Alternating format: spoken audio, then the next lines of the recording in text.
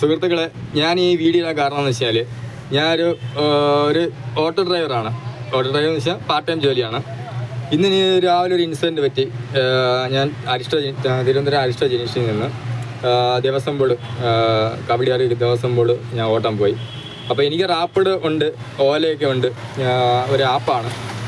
അപ്പം ഞാൻ അവിടെ ആളെ ഡ്രോപ്പ് ചെയ്തിട്ട് ഞാൻ ഇതേപോലെ വെയിറ്റ് ചെയ്തു, റാപ്പിഡ് ഓൺ ചെയ്തിട്ട്. അപ്പം ഒരമ്മ വന്നിട്ട് ഇത് പറഞ്ഞു, മോനെ PMG എനിക്കൊരു ബസ് സ്റ്റോപ്പ് വരെ പോകണം, എൻ്റെ കൊച്ചു ഹോസ്പിറ്റലിലാണ്, മോൻ്റെ വണ്ടി ഊബർ ആണെന്ന്. ഞാൻ പറഞ്ഞ അമ്മ എന്തത് അമ്മ അങ്ങനെ വെച്ചത്?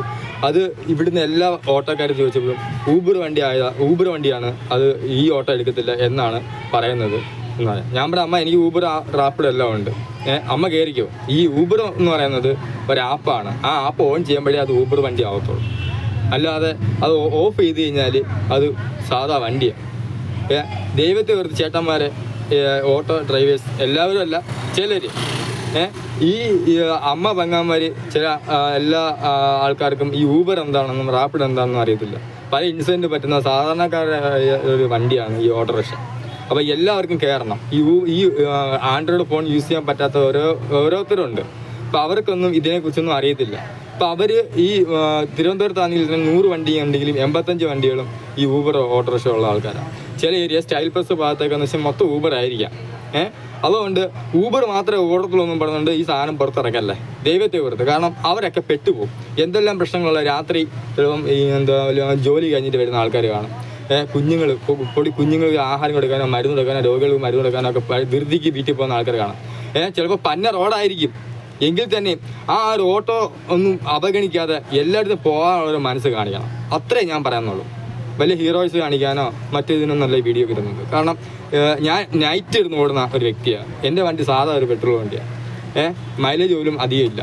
എങ്കിൽ തന്നെ ആര് വിളിച്ചാലും എവിടെ വിളിച്ചാലും ഞാൻ സുരക്ഷിതമായിട്ട് ഞാൻ കൊണ്ടുവന്ന് അവരെ അവിടെ ആക്കും.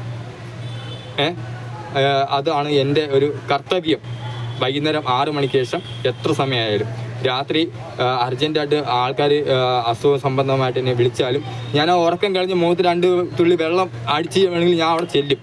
ഏറ്റവും കൂടുതൽ കോൺടാക്റ്റ് ഉള്ളതും തിരുവനന്തപുരത്ത് മുതൽ കാസർഗോഡുള്ള ജില്ലയിലുള്ള കോൺടാക്ട് അന്യ ആൾക്കാരാണ് ഈ കോൺടാക്റ്റ് ഉള്ളത്. കാരണം ഈ ഇൻസിഡൻറ്റ് വരുമ്പോൾ ഞാൻ പറഞ്ഞെത്തും. അങ്ങനെയുള്ള ഓട്ടോ ആണ് എനിക്ക് ഏറ്റവും കൂടുതലുള്ളത്. ഞാനൊരു സാമ്പിൾ വീഡിയോ കാണിച്ചു തരാം. ഒരു ചേട്ടൻ്റെ. നമസ്കാരമുണ്ട്. ഞാൻ വിനോദ് കല്ലറ, ഡബ്ബിംഗ് ആർട്ടിസ്റ്റും അഭിനേതാവും ഒക്കെയാണ്. ഞാനിപ്പോൾ അരിസ്റ്റോ ജംഗ്ഷനിൽ നിന്ന് പാളയം മാർക്കറ്റിലേക്ക് പോകാൻ വേണ്ടി ഒരു ഓട്ടോ വിളിച്ചതാണ്. ഓട്ടോ വിളിച്ചപ്പോഴത്തേക്ക് പുള്ളി ചെറിയ ഓട്ടോ ഒന്നും പോകത്തില്ലത്രേ. അതല്ല എന്നുണ്ടെങ്കിൽ പുള്ളി പോകുന്നിടത്തേക്ക് നമ്മൾ പോകണം എന്നുള്ള രീതിയാണ്. അപ്പോൾ അവിടെ നിന്ന് കുറച്ച് മുന്നിലേക്ക് വരുമ്പോൾ ജംഗ്ഷനിൽ കിട്ടിയ കൂട്ടുകാരനാണിത്. ആ കൂട്ടുകാരനോട് ഞാൻ പറഞ്ഞു എനിക്ക് പാളയം മാർക്കറ്റ് വരെ പോകണം എന്ന് പറഞ്ഞപ്പോഴത്തേക്ക് പറഞ്ഞു ശരി ചേട്ടാ കയറിക്കോ എന്ന് പറഞ്ഞ് ചാടി കയറിയതാണ് ഞാൻ. അപ്പോൾ ഞാൻ പുള്ളിയോട് പറഞ്ഞു ഇങ്ങനൊരു ഇൻസിഡൻറ്റ് ഉണ്ടായിരുന്നു. അപ്പോൾ പുള്ളി വലിയ ഓട്ടവും പോവും ചെറിയ ഓട്ടവും പോവും, ജീവിക്കണം എന്ന് പറഞ്ഞു. ഇതുപോലെ ആവണം ഓട്ടോക്കാർ. കണ്ടില്ലേ, ആ ഒരു ഇൻസിഡൻറ്റ് നടന്ന ശേഷം നിരന്തരമായിട്ട് ഈ ഒരു ഇൻസിഡൻറ്റ് നടന്നുകൊണ്ടിരിക്കുകയാണ്. പിന്നെ ഞാൻ ഇപ്പം പറഞ്ഞത് ഈ തിരുവനന്തപുരം മുതൽ കാസർഗോഡ് എന്ന് പറയുന്നത്, ഇപ്പോൾ ഒരു വിചാരിക്കും ഈ തിരുവനന്തപുരത്ത് നിന്ന് കാസർഗോഡ് ഓട്ടം പോകുന്നു. ഈ തിരുവനന്തപുരം ജില്ല എന്ന് പറയുന്നത് പല ജില്ലകളിൽ നിന്നും ആളുകൾ പല ആവശ്യങ്ങളിലായിട്ട് രാത്രി പകരുന്നല്ലാതെ ഇവിടെ വന്നു പോയി വരുന്ന ആൾക്കാരാണ്. അപ്പം അവരിൽ ചിലരാണ് എനിക്ക് കോൺടാക്റ്റ് ഉള്ളത്. അപ്പോൾ അവർ ആവശ്യം കഴിഞ്ഞിട്ട് അവരുടെ ജില്ലയിലേക്ക് പോകും.